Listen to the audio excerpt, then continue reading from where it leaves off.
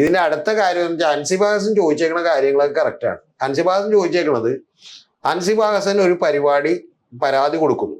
ആ പരാതി AMMA കൊടുത്തതിന് ശേഷം അവര് ഈ മറ്റേ AMMA ഇത് വാർത്തയാക്കിയിട്ടൊക്കെ വന്നതിന് ശേഷം AMMA എന്ന് പറയുന്ന പ്രസ്ഥാനം ഇവരെ വിളിക്കുമ്പോൾ അൻസിബാഹസൻ പറയുന്നു നിങ്ങളൊരു സമിതി ഉണ്ടാക്കും.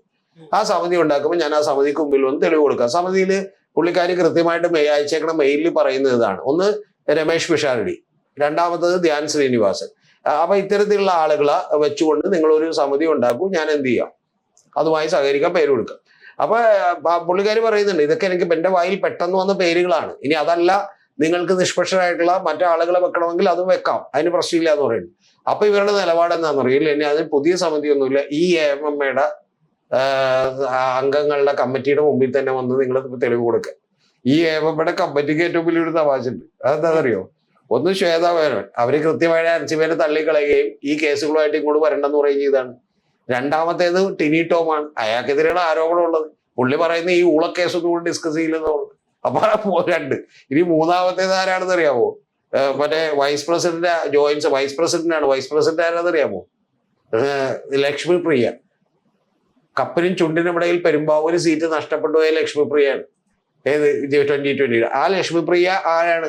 ഇവർക്കെതിരെ മറ്റേ പോലീസ് സ്റ്റേഷനിൽ കൊണ്ട് പരാതി കൊടുത്ത് 3 മണിക്കൂർ അവർ ഇരുത്തിയാണ്. അപ്പൊ ഇവരൊക്കെ അവിടെ ഇരിക്കുന്നുണ്ടാവും. നിങ്ങൾ വന്നിട്ട് എന്ത് ചെയ്തോ, പരാതി പറഞ്ഞോ എന്ന് പറഞ്ഞു. ഈ ലോകത്ത് എവിടെയെങ്കിലും കേട്ടത്? ഇത് കോമഡിയാണ് ഇത്. ശരിക്കും പറഞ്ഞൊന്ന് ആലോചിച്ച് നോക്കി.